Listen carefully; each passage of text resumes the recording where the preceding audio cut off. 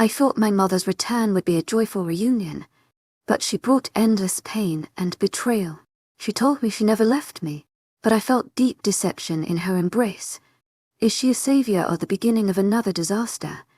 Chapter 37. 2:00 the next morning. Finn is knocking at the door. His punctuality catches us off guard, arriving before we're fully prepared. I'm still in my nightwear, and Ethan's gaze fixed on me with a playful intensity that shows no signs of abating. I need to get dressed. We have to leave. Trying to maintain my composure, he responds with a childish pout, reminiscent of a toddler denied a treat. We can finish this in New York. Hoping to appease him, I manage to shower in 3 minutes and dress in 5, a testament to my efficiency when pressed.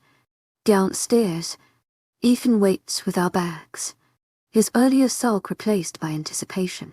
Finn, ever the professional, silently loads our luggage into the trunk before we settle into the back seat. The journey ahead promises to be long 8 hours if we're fortunate enough to avoid traffic. No sooner have we set off than Ethan's hands begin to wander. Stop it. We're not alone, I hiss, feeling my cheeks warm with embarrassment. It's only Finn. It's all right, Ethan replies, his lips finding my neck as his hands continue their exploration, seemingly oblivious to our driver's presence. I tweak his nose in playful admonishment. Stop, or it'll wake something else. Wait until we're alone. Despite my best efforts, it takes considerable time to convince Ethan to behave.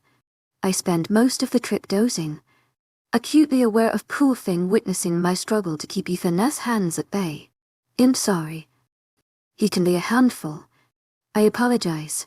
Finn's eyes meet mine in the rearview mirror, a knowing smirk playing on his lips as he observes Ethan's antics. For his part, seems amused by my flushed face. Sometimes, I swear men are just overgrown children. The hotel is a vision of opulent marble surfaces everywhere, accented by strategically placed gold chandeliers. The receptionist, a striking blonde with her hair in a neat bun and wearing a form-fitting skirt suit, greets us with polite professionalism. The lobby bustles with activity, people rushing to and fro. I have the keys to our rooms. Let's head upstairs before it gets even busier down here, I suggest, taking Ethan's hand. Finn and other security personnel manage our bags as we make our way to the elevator. Once in our room, I begin the task of unpacking, paying particular attention to my dress, a stylish black number with an off-shoulder design, form-fitting bodice, and knee-high flared skirt. I hang it carefully alongside Ethan's black tuxedo, complete with white shirt and black bow tie. As I start on the suitcases, I knock at the door interrupts my efforts. Who is it? I call out. Stephen. May I speak with you? Comes the reply. I open the door to find Stephen impeccably dressed in a tuxedo. Despite the early hour, you're dressed a little early, aren't you? I can't help but comment. Stephen's response is matter of fact. This is how they picture me, so I play the part. A woman from the concert at my home has pledged $50,000 if you'll meet with her after the concert. I told her I would speak to you. As long as Ethan is with me, it should be fine. I will tell her. Are you going to warm up on the piano? Yes, in about an hour after I get unpacked. Ethan comes in from talking to his guards. Hello, Stephen. Why are you here so early? A lady who saw the concert in my home offered $50,000 for the charity if she could meet Lyora after the concert. What did you say? Lyora. It would be fine as you are with me. Is that all right? Yes, that is fine. We will meet in this room. Baby, do you want to come down while I rehearse for tonight? Finn and 2 of the guards are going with you. I have to take care of a few things. Stephen, are you coming? I would not miss it for the world. Love you, baby. Get some rest. See you soon. Ethan kisses me passionately. As Stephen and I go down in the elevator, he asks, is he always this over the top with protection? I have had someone who wanted to lock me away and keep me prisoner. He's just trying to keep me safe. Why didn't you tell me sooner? I should set up more security. It has been over a year, and I have a life to live. I will not hide from him anymore. Ethan will keep me safe. You are very brave. I don't know if I could do that. Yes, you could. You could never stop playing for people, letting people feel what the music does to your soul. The doors open and we enter the stage where we will play tonight. I start to play the piano and Stephen steps out for a moment. When he returns, I have picked up the flute and is playing it. I didn't know you could play the flute so beautifully. I can play 6 instruments and I love to play them all. The piano is my favorite. What instruments do you play? The guitar, the mandolin, clarinet, violin, flute and of course the piano. Will you play the violin for me? Do you think they would mind if I borrowed this one? No, it would be fine. He stands there holding up one hand waving me off. I pick it up and the notes come floating across the room, hitting Stephen, causing him to close his eyes and relish the sound. You play like an angel. When did you start playing? My mother said I was a prodigy, so she bought them for me when I was 6. And she taught me how to play. Your mother can play also. No, she can't. She would get books and that is how I learn it. How did you learn the notes and what they meant? They would talk to me, and I just knew. I need to play one more song on the piano then call it done for the day. I would like you to listen to this and tell me what you think. Playing softly then the power got louder. And then I transported him to a place that he had never been but didn't want to leave. That song was intricate and delicate. I have never heard it before. What is it called and who wrote it? It is called Inner Peace. Lyora Hins. You wrote that song. Yes, did you like it? You are showing me a side of you I didn't know. You have to stop whatever you are doing and just play and create music. You need to go rest for tonight. I will talk to you then. He is so excited he is fiddling with his hands and acting like he is planning something. I start to go to my room and Ethan meets me in the hall. You're all right, baby. As long as I have you, I am fine. He then kisses me on the forehead. I reach up to kiss him on the lips. He pushes me back slightly. No, baby, if you do that again, I will not be able to keep my hands off you. Well, would you want to cuddle with me and take a nap for tonight? You are so bad. You know, I would have to fuck your brains out if I lay in that bed. Go get some rest.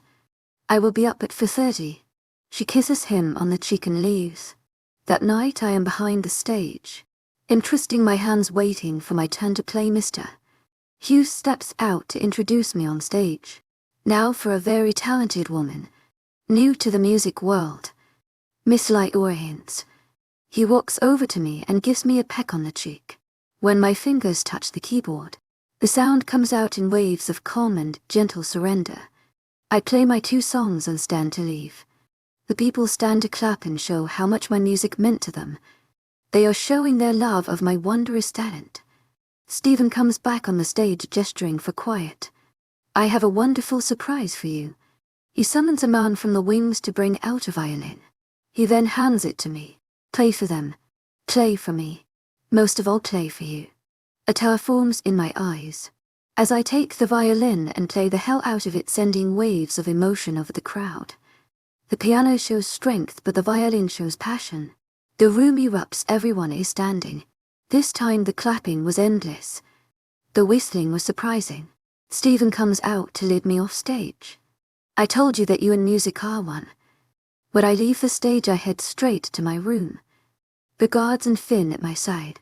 Ethan could not get through the endless mirage of people. When he finally gets to the room he says, "My goddess, baby, I have never heard you play the violin like that." It was heart-wrenching, the emotions that came from you. It was how I was feeling. All I could think about was my mother and how I miss her and I was doing this for her. I hugged Ethan. I love you so. Chapter 38. Finn knocks on the door. Yes, Finn. The lady who has the meeting with Lyora is here. One, Ethan says. You ready for this? I nod. He then opens the door and lets her in. The woman starts to cry. I see her and I can't believe what I am seeing. Mama. Mama, is that you really you? Yes, baby girl, it's me. I am frozen in place, just looking at the woman in front of me. Where have you been? waiting for the day I could see you again. I have missed you so and I love you. Just as she says that I snap. Waiting. You left me and never came back. You left me to live in hell while you went off with him. Why would you leave me? I didn't leave you. I tried to take you. But your father lied to me. Then they wouldn't let me back in the pack.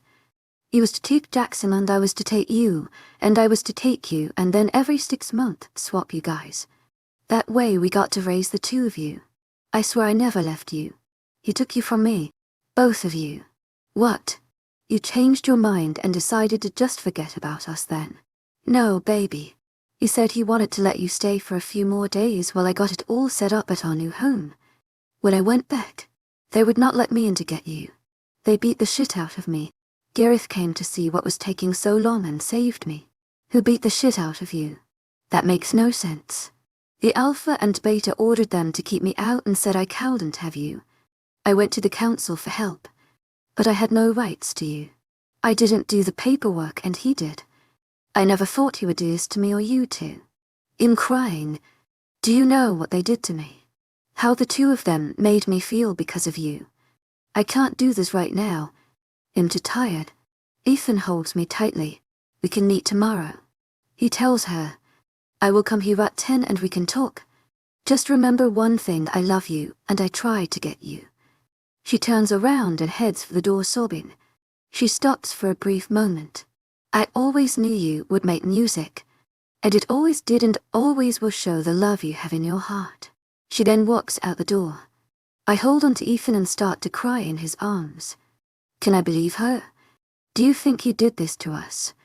To me and Jackson? I can't answer those questions. She said a lot very fast. We will talk to her tomorrow. You will have your answers then. Why don't you come to bed and get some rest? I have brought you and me a present. I don't know if you want it right now. What is it? Ethan goes to the closet and gets a gift-wrapped box. Then he hands it to me, opening it to find a C through red teddy nightgown.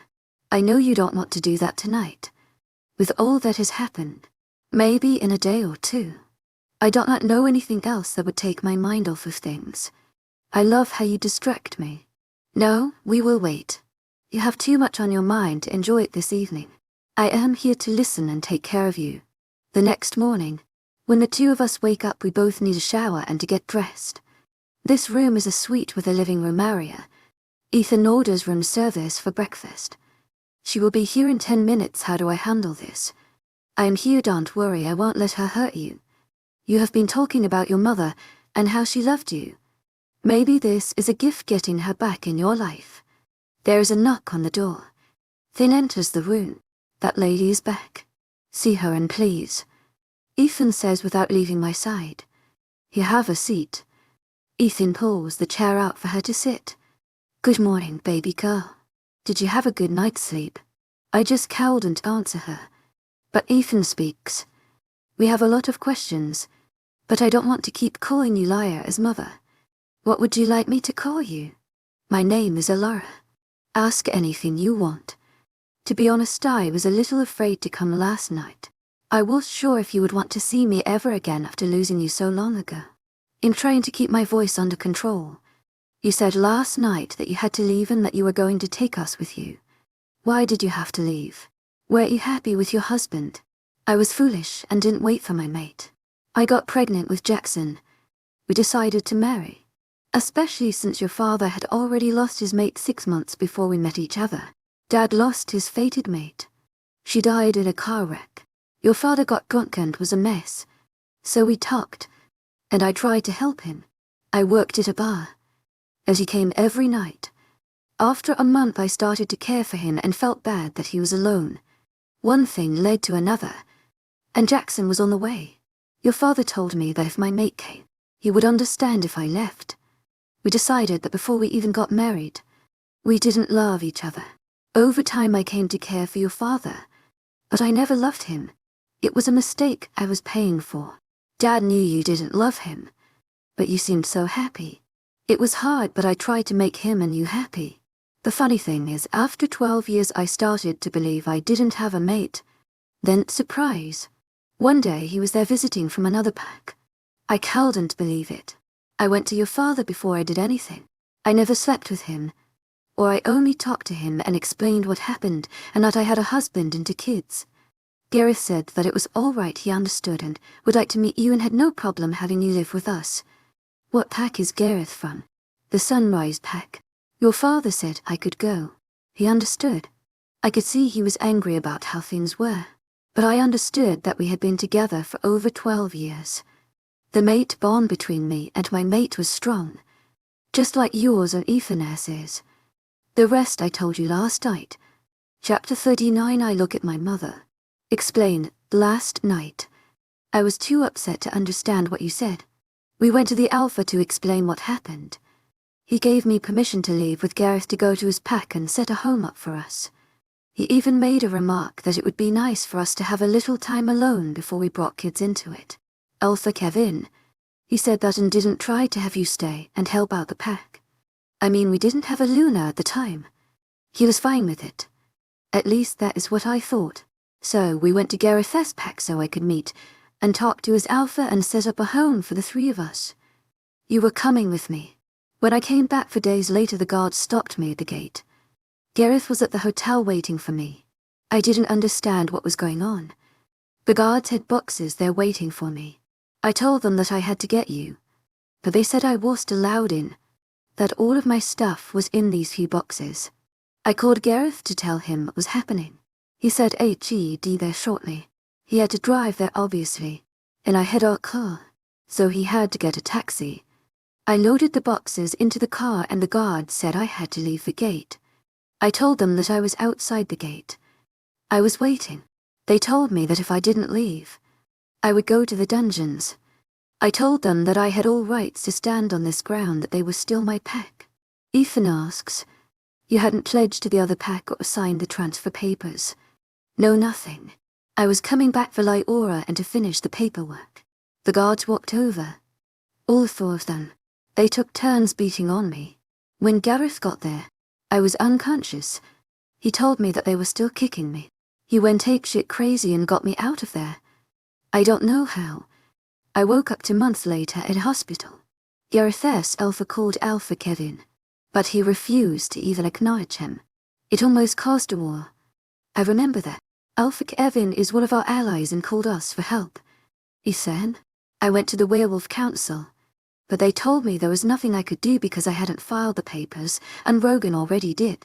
He said I abandoned him and you both. I had no way to get to you. I wanted to. My heart was broken. I almost left Gareth to beg to come back to Rogan to get to you. Dad would have taken you back. He loved you. Rogan was mean. Meaner than anything I have ever seen. He told me if I came back, he would take me back. But I couldn't be his wife or your mother. I would be a slave in the pack, and if I was lucky, I would be able to see you once in a while. But I couldn't talk to you. I was going to do that, but Gareth stopped me. He did this to us. He kept you away. He did it to get even with you and took it out on me. I was waiting for you to grow to somehow get to you. When I saw you at Hughes's house playing, I wanted to come up to you then and there, though it didn't seem like the right time. When you left, I asked Hughes if you were going to play for him all the time. He told me he was going to have you play at certain concerts, and if I wanted, he would let me know. He didn't know that I was your mother. That's how I got here. Gareth is here with me, but I didn't want to bring him up until I talked to you. Half in tears. How do I know you are telling the truth? Elara reaches in her bag and hands me a raggedy doll covered in musical notes. I had all your stuff packed and brought it with me to the new house. You had a room. Seeing the doll made me cry. I didn't know where she went. I couldn't find her after you left. Look, Elara shows me the scars on the back of her neck from where they had beat her. I really did want you. I'm so sorry that I failed you. Crying, I put my head into my mother's lap. I missed you. Mama. I've missed you too. Goddess. I wish I could have been there. There is another knock at the door. Ethan is happy for the interruption, hoping it would relieve some of the tension in the room. Finn answered the door and called. Breakfast is here. I ordered breakfast for the 3 of us, thinking you would be here. Ethan says they set the food on the table. The three of us sit and enjoy breakfast as we talk and catch up. The tension between us was much less, but it felt hot talking to her, like she was a stranger that I knew. You said what they did to you. What did they do to you? It is a long story. It started when I was 11, and got worse as I got older. Dad told everyone I was like you, a runner, and then he started hitting me. Jackson joined in. Then the pack started to follow what they did. Nora's mom, Phoebe. If it were not for her help and Nora's friendship, I might not be here. The rest I will tell you another time. After hearing the story, Elara tightens her grip around her glass and almost breaks it. What about you, Mom? Are you happy? Gareth is the best. Him and I have a little girl. Her name is Carly. She is waiting with Gareth in our room downstairs. Room 515. Ethan smiles. We have a daughter and a son. They are a year old. Elara smiles excitedly. I have grandpups. That's great news. Anthony held my hand like he was asking me something. I nodded yes to him. I think Lyora would like you to meet them. Oh goddess. I would love that. And I want you to meet Gareth and Carly. I know Gareth. He is the retired beta of a pack that had been allies with us since I was born. Finn, go to room 515 and tell Gareth to come up with his daughter. Finn looked at Ethan. Is it the Gareth I am thinking about? Yep, it has been a while. Finn got a grin. They were betas together and had been friends for quite a while. When Gareth enters the room, Ethan shakes hands with him like they were old friends. I have watched this boy grow, Gareth says, smiling. He then walks over to shake hands with me. You play beautifully. Carly is hiding behind Gareth's leg, a little nervous around all these new people. Elara kneels down to Carly and says, This is your big sister, Lyora. I join my mother kneeling on the floor by Carly and begin to tickle her. The room is soon filled with the sounds of Carly's giggles. I always wanted a little sister. And you are so cute. She smiles at Lyora. I like your smile too. We are going to be here for the next 2 days if you can stay. We could visit. That is a good idea. We would love to spend time with you while we are here. I have one more idea. We would love for you all to come home with us to meet the twins. Wyatt and Haley. Ethan smiles. I have one request of you though. Do not tell anyone about Lyora. We are trying to keep her safe, and the less people that know she is here the better. We'll contact our alpha to get permission to come to your pack. I will tell him that he can't say anything to keep Lyora safe. After what happened in the past, he would understand. Thanks, Gareth. If Kale finds me, I will be in trouble. You're going to tell me why sometime soon, aren't you? Elara asks. Ethan calls his dad and Uncle Thorn. Lyora found her mother. They are coming back with us. Her mate is Gareth the beta from the Sunshine Pack. You can hear how happy Thorn is that I found her. That is wonderful news. She always talks about her. I know she misses her. Gareth being her mate is a bonus. We spent the rest of the day together at park letting Carly run and play. Then we went to dinner together. Mom, this had been a great day. I will see you in the morning. I am glad you are back in my life. I love you, baby girl. And I am so happy to have you back in my life. Chapter 40. That night in the room with Ethan, I pick up the gift box that had not been used the night before. Winking at Ethan. I think I'm going to try this on. His craving for me shows in his eyes. He strips down to his boxers, laying down on the bed waiting for me. What do you think? I come out of the bathroom twirling around. Beautiful in it. It's a shame you will never wear it again. As he reaches out to me, tearing it down the middle, I gasp as the nightie lays open, leaving my breasts exposed even more than the see-through material did. We're going to play tonight. Taking the remains of the nightie, Ethan pulls it down off my shoulders, trapping my hands behind my back. He then ties the fabric around my wrists. Turning me around to face him once more, he brings his mouth to my breasts, sucking and nibbling my nipples one at a time, making me hiss with each bite. His hands on my waist keeping me from retreating. Squirming in his hands, I am teasingly trying to get away. Ethan smirks. You want to be a bad girl tonight. To my 18 extraordinaire, Marilyn Nilbe. Heartfelt thanks for your unfailing patience, enthusiasm. I flirt looking at him. Try that again and he'll put you over my knee. Once his promise is made, I purposely step back trying to get free from his hands. Ethan growls with anticipation, knowing what I am doing.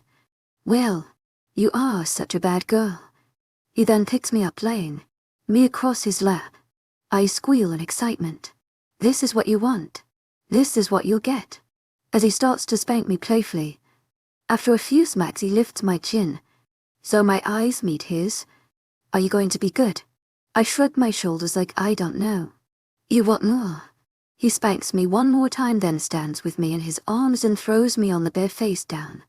You want to be a bad girl? I'll treat you like a bad girl.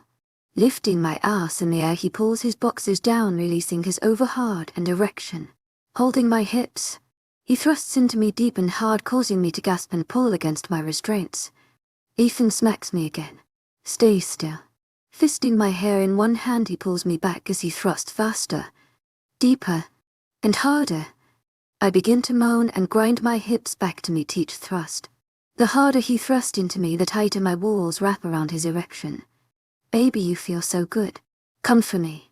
I purr as I meet his rhythm in perfect harmony. At his words, my body obeys, with his release coming at the same time. After untying my hands, I lay tucked under Ethan's arm with my head on his chest as our breathing returned to normal. Ethan rubs my back, casually moving his hand down to my behind and massaging it. The heat between us builds again with this small, intimate touch. I look up into his eyes, seeing his need for me. I know this night is not going to end anytime soon. The next 2 days I spent time with my mom and her family. The 2 days went by quickly. Spending time with Alara was a dream come true. Something I never imagined would have happened. Alara starts to get emotional. We should be there in 2 weeks. Then we can spend a whole month with you. I can't wait to see my grandpups. I can't wait to introduce you to my family. You're going to love Papa Thorn. We hugged and kissed each other goodbye. We will be there as soon as we get some stuff packed for the trip. Gareth wraps his arms around Alara. Lyora, we'll see you in about 2 weeks. Walking with Ethan to the car, Stephen yells to us as he comes over. Lyora, I have a request of you. What is it?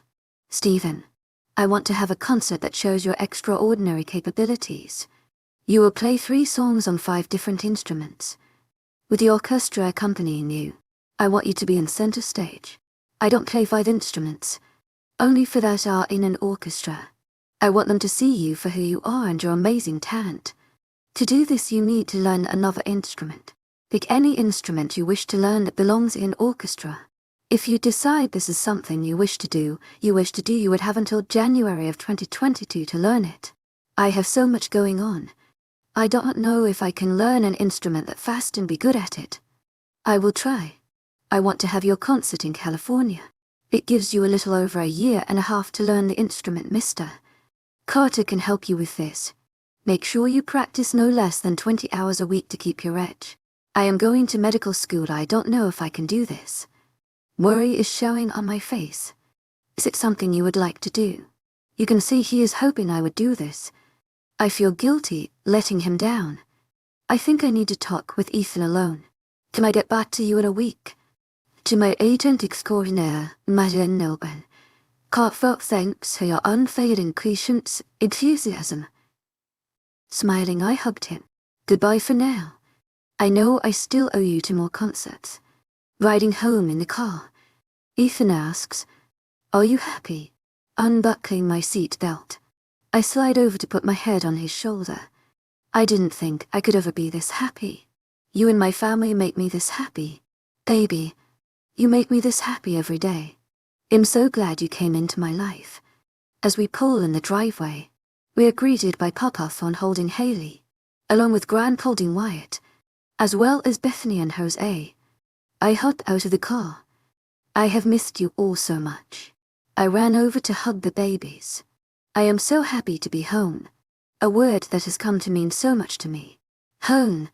Ethan shakes Alistair's hand. I was so glad you saw Gareth. We haven't seen him in years. I have a great deal of respect for that man. Do you remember when they asked for help with the beta's mate? Yeah, I remember, son. The kid they were talking about was Lyora. You've got to be kidding.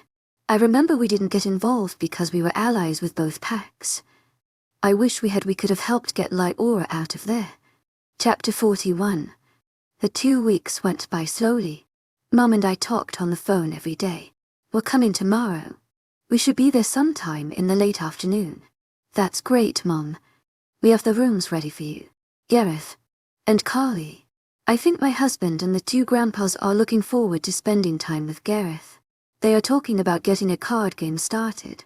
I know Gareth is looking forward to coming, that is all he has been talking about. The next day Gareth drove up to the pack house. Elara was out of the car before it came to a full stop. I laughed at how Gareth was yelling at Mom. Calm down. What do you want to do, kill yourself? Damn woman, the car wasn't even stopped. My family got to meet Elara and her family. Gareth spent time with Papa Thorn and Alistair. It was nice seeing them getting along. It was so funny when they started teasing Gareth that he was a grandfather. My kids made out in the grandparent department. Mom Cow didn't get enough of the twins. She spent the whole afternoon with them. The sweetest thing was watching Carly with the twins. She is their only aunt. When she heard that she went nuts, kept telling them they had to listen to her, she was the one in charge. I felt bad for Ethan. He had to take care of a problem and was gone most of the afternoon. The phone was ringing. It was my husband. I am going to be a while. Why don't you take everyone to the house and have dinner? I will be there soon. We could wait for you. I don't want you left out. I am sorry, but it is going to take some time to get this done. I don't want everyone hungry because they are waiting for me. You know I love you. Lyora hung up the phone, disappointed. Ethan is running late. Why don't we head to the house and have some dinner, and he will catch up as soon as he can? Just as we started to eat dinner, the dang phone started ringing again. Hello? Stephen. It is nice to hear from you. Yes, I chose the cello. Why do you want me to play another instrument? Wait. I am going to put you on speaker. Lyora. You are a musical prodigy. We have had others over the years. The most recent is a young man he plays for instruments. I want you to outdo him and show the music world what you can do. So, I want you to play 5 for me. I will give it my best to do this for you. Over the next week the twins were spoiled with all the attention they were getting. The grandparents got a kick out of them starting to say G-A-M Mom and G-A-M Pop. It was perfect, but it was cute. Mom, are you ready? We have to leave if we are going to make it on time. My mom and I are going out by ourselves to buy a cello.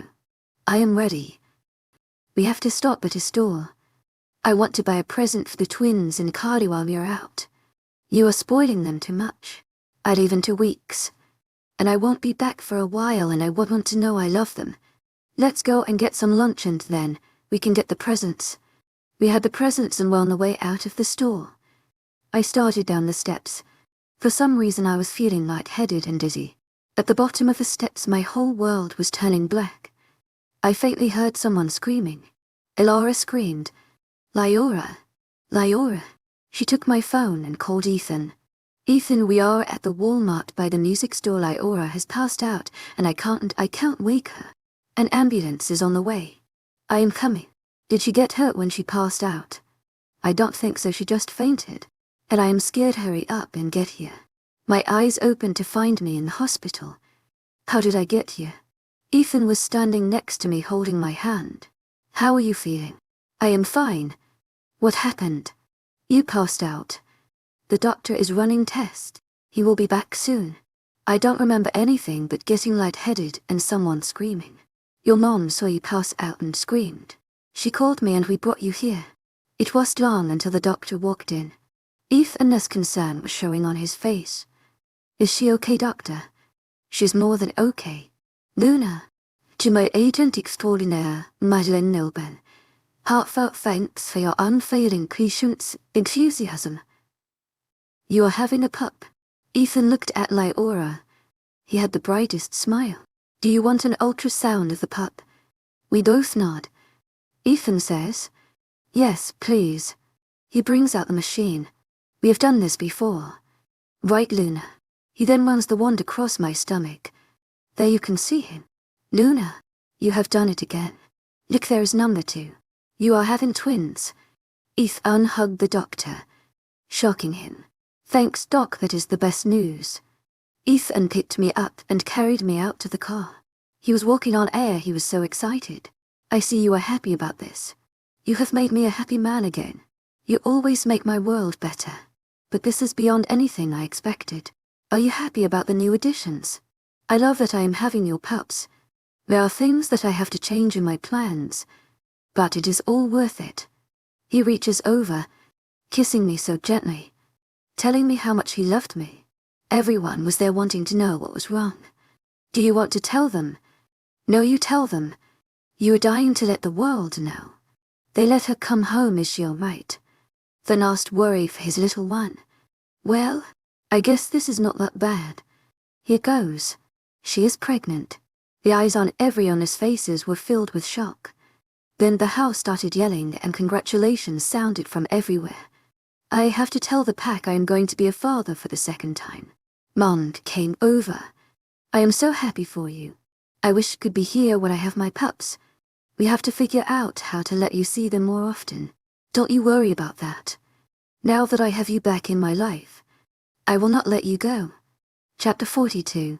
When it got quiet in the house, the kids all sleeping, the adults in their rooms, I sneaked down to the basement to find Papa Thorn waiting for me. Hey Papa Thorn, did you want to talk to me? Lyora, I know you are hiding something. Don't tell me it is okay. Tell me what is wrong. I have a few things that I need to figure out. I need to contact the college to see if I can change my schedule. Then I have to figure out if I can do the music. Then find time for everyone. It is a lot to deal with. Yes, now we can fix all that. Are you going to tell me what the real problem is? How do you know me so well? Thorn gives me a stern look. He is going to have his own pups. Is he going to forget mine nor not want them anymore? He says no, but is twisting in my gut that I might have to leave him to protect them. I love him so much. But I love them, and I have to keep them safe. Tears showing in my eyes. Not falling, just sitting there. You have to trust him. Trust in your love. Trust and I don't come together too well. The only person I have trusted is you. I truly trust you. There is always a ping of mistrust in everyone else. Too many have hurt me, left me, thrown me away like I was trash. I keep waiting for the family I have come to love to decide they are going to leave me. I will let them down and they will lose interest in me. Little one, you have to let the past go. You need to realize the people in your life now are not like the people from your past. You need to learn to trust them. I am trying. It is not easy. Most things worth having take work. Little one. He kissed me on my cheek. Go play. Send some of the tension out of you. Let the music give you the peace you need. As he walks up the stairs, the sound of the violin reaches out to him, sending my sorrow into the air. A few minutes later, Carly comes down the steps. Lyora. Lyora. She calls. I stopped playing and look at her. The twins won't stop crying and I can't sleep. Setting the violin down, I take Carly's hand to go back upstairs. I'll take care of them. Come on and I will tuck you in. See, they just won't stop. We walk in the nursery, over to the rocking chair and sit down. Come over here and sit in my lap. Carly jumps in my lap. Then I sing to them. After a few minutes, the twins cuddle in their cribs and fall asleep. Between the rocking and the singing, Carly falls back to sleep looking so innocent in my arms. The music has lulled them all to sleep. Gareth and Alara come out of their room to see where the music is coming from. As Ethan comes up the stairs, he sees them standing there and joins them at the doorway. Gareth looks at Ethan and says, "She is very special." Ethan smiles. "In more ways than you know." The next day, after several phone calls, I get great news.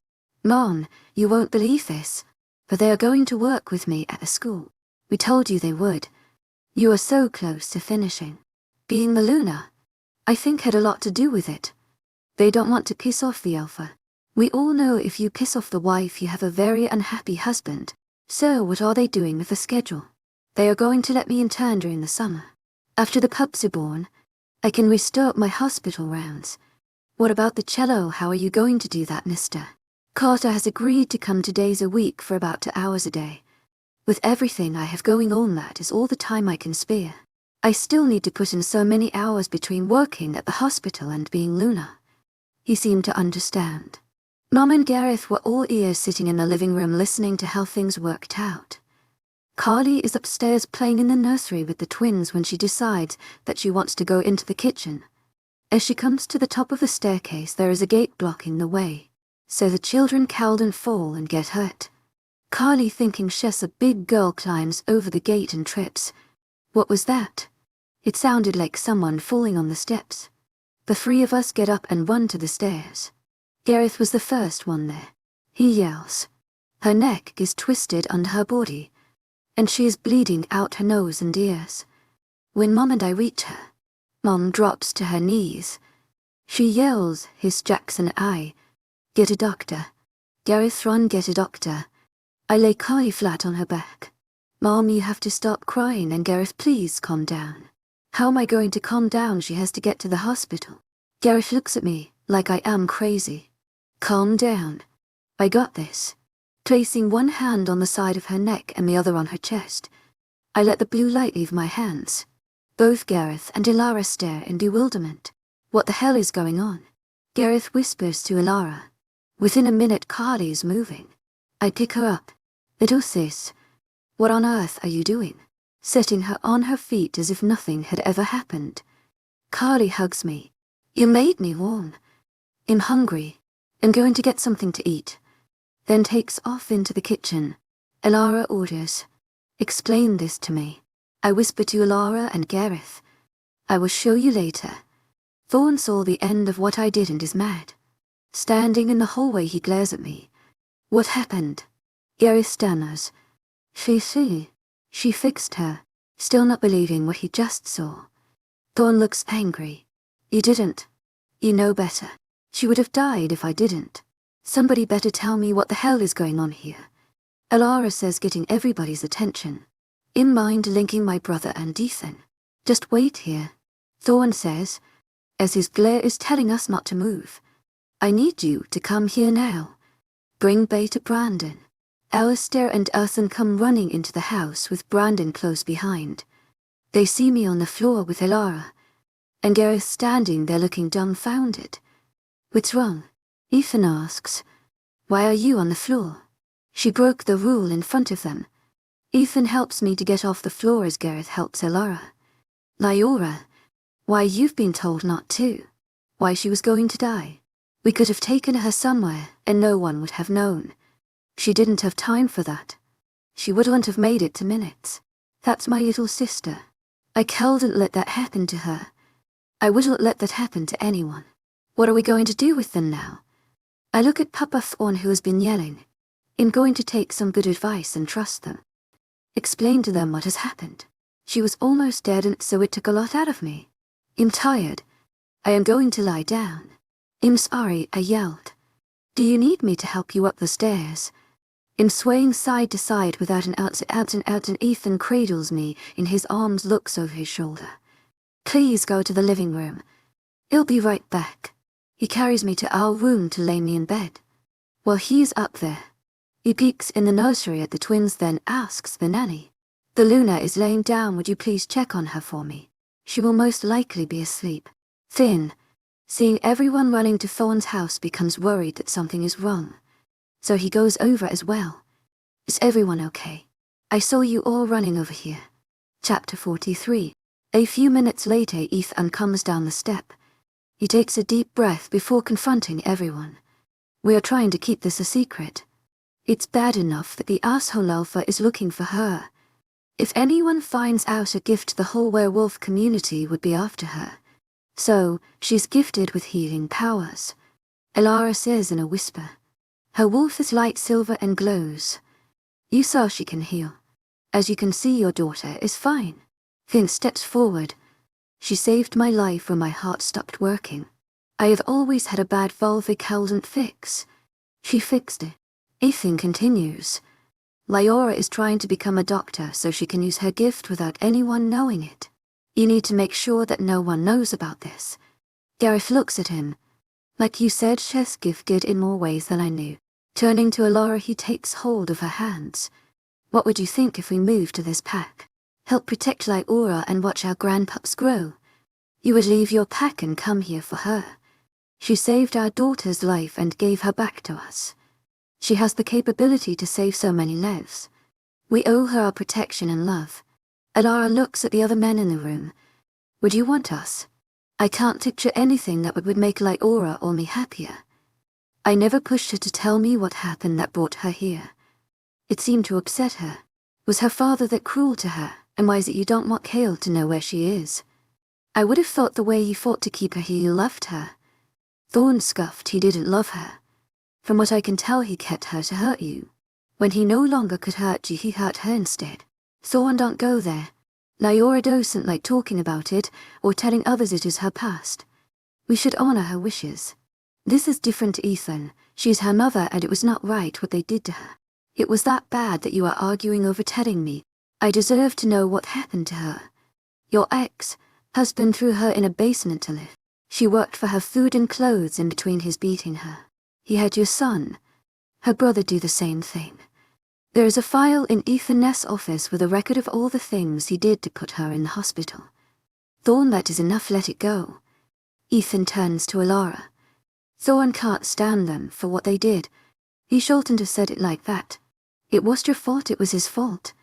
As for Kale, he was her mate, he lied to her and then wanted to make her his mistress and breed for him and his chosen Luna. If she didn't, then they were putting her in a dungeon and making her do it. He was her mate and did this to her. No one helped her. Alara was on the verge of breaking down. Gareth pulled her into his arms. I never knew it was that bad for her. She must have hated me. Thorn, realizing what he did, felt like shit. She didn't hate you at all. There's a song you taught her, Lean on Me. She said it kept her from losing it. And your love of music drove her to do what she is doing. Alistair cleared his voice. This is why she doesn't want to talk about it. Nothing can change the past. Now we look to the future with you coming her to be with her and your grandpups. We need to get you a house. Then, also wanting to lighten things, got an idea and jumped up from his seat. I got the perfect house for you. It's right over there. They walk to the window to see what he is pointing at. It's right across the street. Don't tell Lyora. When we leave to go home, we will pull in the driveway and she'll find out then. I like that idea. Alara. Thorn is all smiles. Alistair. Ethan and Gareth go to the office in the pack house to call the alpha of Gareth's pack to ask permission to leave and join Ethan's pack. Leaving Finn, Brandon, and Thorn to look after Lyora. After resting, Lyora came down and had dinner with the rest of them. How did you make out with your classes, baby? I'm sorry, with everything going on I forgot to talk to you about it. They are working with me and it will all turn out just perfect. The rest of the 2 weeks were busy and flew by. We have to go home tomorrow. Baby girl. I know. We have the phone until you can come back. Or we get to go there. That morning, they are getting ready to leave. Saying goodbye. Enthusiasm. Mom, I am so glad you came. And we found each other. Drive safe. Call me when you get home. When Gareth backs out of the driveway and starts down the road, Lyora sees his brake lights turn on. She starts to think he forgot something. Then he pulls in the driveway on the opposite side of the street. He's turning around to come back. Her eyes get wide as the car stops, shuts off, and they get out. Alara yells across to her. We're home. You're staying here with me. The tears get even worse. Turning to Ethan. You did this for me. It was your mom's and Gareth's choice. They didn't want to leave you. They love you too. Ethan says as he picks her up and spins her around. Now let's go see your mom's new house. Do you like our surprise? I couldn't ask for anything better, Mom. We haven't moved in yet. Our furniture's at the gate. We're going to be busy for a few hours, unloading and arranging things. If you want, you can just sit and watch. I will be in the way wide on I go home and bring my little sister to the house and keep her out of the way. That would be a big help. They give each other a hug and Lyora leaves, taking Carly, who is talking her ears off. Chapter 44.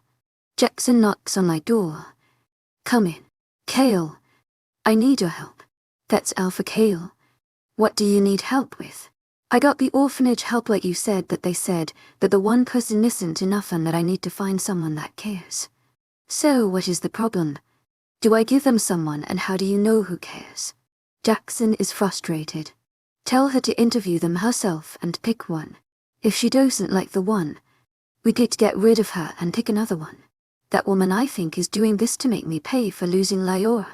The way she acts Lyora hung the moon, and redevil in disguise.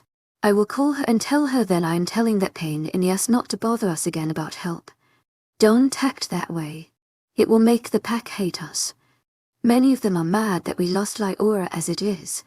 I could really hate Lyora for all these problems. Now we need to get help for the pack house. We have one person she can't keep up with all there is to do. She is complaining she needs help, especially with the parties we have. I thought we hired a cook and 2 Gazer to do the pack house. That is what your dad said. No one did it. So what? Are you that incompetent, Jackson? Go hire them. Stop bothering me with this shit. My father never had to deal with all this shit. Yeah, but he had Lyora. Jackson, you mention her name one more time, I swear. I'm sorry. Alpha Kale. Kale saw how pissed he was and backed off. I have been Alpha for 2 weeks and all I keep hearing is complaining on how much is not getting done. Like it is my fault. I hired 12 extra people and now waiting for more. Hell, too many people are bitching me out because of her. I hate hearing her name anymore. I plan on having a party tonight. I will find me a good Luna sometime. But I'm going to have some fun with the ladies on the way. I have to get drunk first so my wolf shuts up. He hates her for leaving and isn't stopping me, but he is making it hard to enjoy anything physical with a woman. Another knock comes to my door. Can't I get a break? Come in. Alpha Kale, how are you? Asks Beta Rogan. I'm fine. I didn't know you were back. I just came in this morning. The last 4 months I searched Texas and New Mexico. No one has seen her. The next state is Nevada, the Washington state. It will take time, but I am confident I will find her. You are the retired Beta.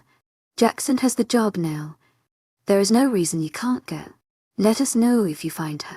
Thank you, Alpha. I will keep in contact. My mind is messing with me.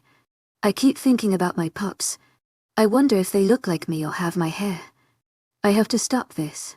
One day I'll find them and her. She is going to pay for this. It is time to party. Time to get drunk and forget all about this mess. It has been a year since she left. I don't sleep right. And I drink to forget about her and everything. My party mood has gotten out of control. Here I am in this stupid office just daydreaming, pretending I will be going home to my family. A wonderful life with my Luna and the pup she gave me. Then I get to go to the house that is still sitting there. She is waiting for me, happy that I came to take her to bed.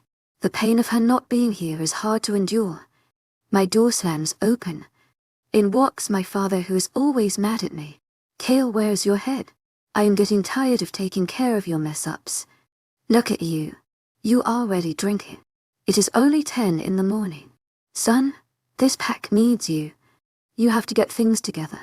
I know things are hard right now. You are stronger than this. You have a chance to start over again. You are too young to let this take you out. The pack has you, they will be fine. Hell, they don't even like me. I didn't want to tell you this. I have been a little tired lately and I went to the doctor. I have cancer. It is the early stages and I have all hope that able to beat it. This is going to make me sick and weak. And I will need you to get back to the Alpha I know that you can be. The pack and I are going to need you. Dad, how bad is this?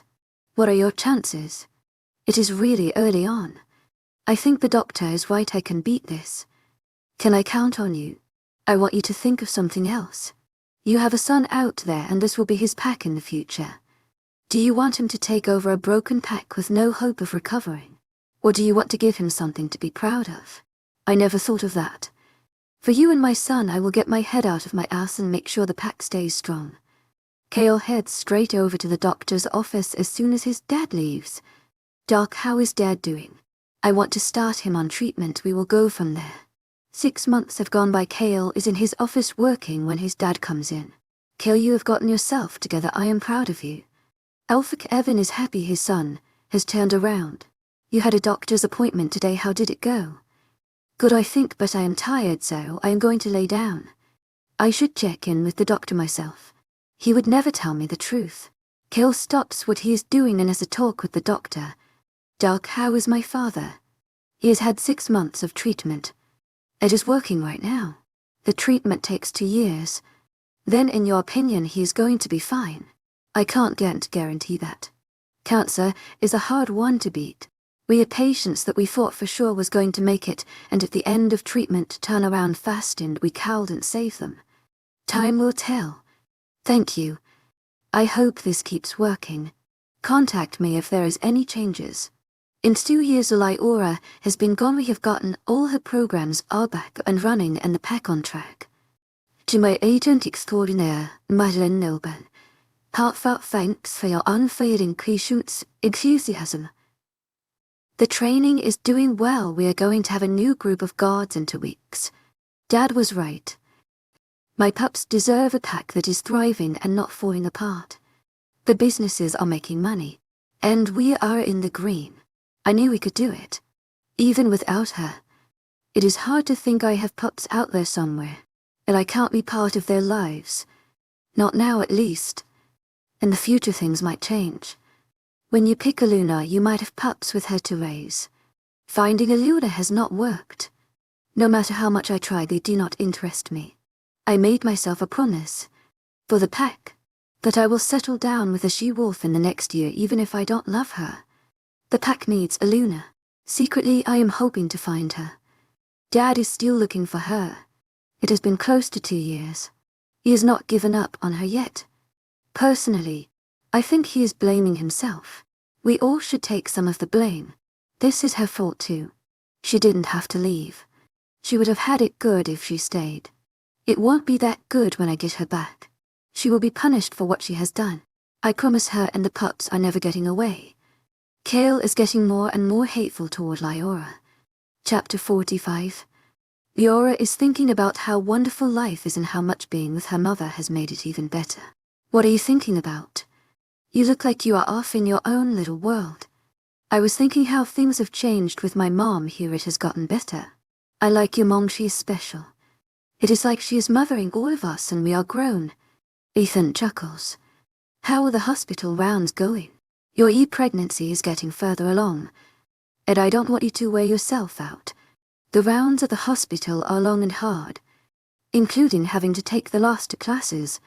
But I am handling it. I know next year you finish your internship. How is that going to work? In September the classes end. I was to start my internship to finish my 3rd year and last year of training. If it all went well in May, I would be a doctor. The pups are due in September, so they are letting me do 7 weeks of the internship after I have the pups. You better go or you will be late. If this gets to be too much for you, we can put it off and have you finish up a few months later. I truly don't want you stressing out about things. He gives Laura a kiss. Love you. I will see you tonight. Laura is running to another meeting. Papa Thorne, you have the twins for about an hour, and then Mom is coming to get them. The nanny is out. It's her day off. Fine, I got them. They are in the backyard playing. I don't know how I would make it through this without them helping me. Grandparents and my nanny are the best. Thanks, Papa Thorne, you are the best. Working at the hospital is amazing, even with the long hours as an intern. The few that are sick are usually from something that we can't cure. Things like cancer or degenerative bone disease. They are becoming more frequent than they used to be. A lot of doctors are blaming it on the humans and all the chemicals they are putting in the grounds. Today I get to see one of my favorite patients. She is a very sweet woman.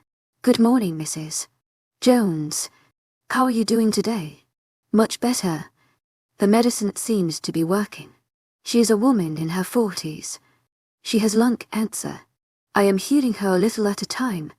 This makes it look like the treatment is working. I just need to be very careful not to let her or anyone else see the light from my hands. By the time I am done the 7 weeks of working here, she should be cured, Mr. Carter. I'm sorry, I am calling to let you know I am going to be late for the lesson this afternoon. About 30 minutes if you can come then. You are a doll. See you later. Music is going well. The cello is not a hard instrument to play. The strings are a lot like the violin. The bowing is quite different indeed. Holding this instrument is not going to work soon. My belly is going to get in the way. Time is moving fast. I am so busy that it is the end of August already. My phone rings and it is Ethan. Hi baby. Leora.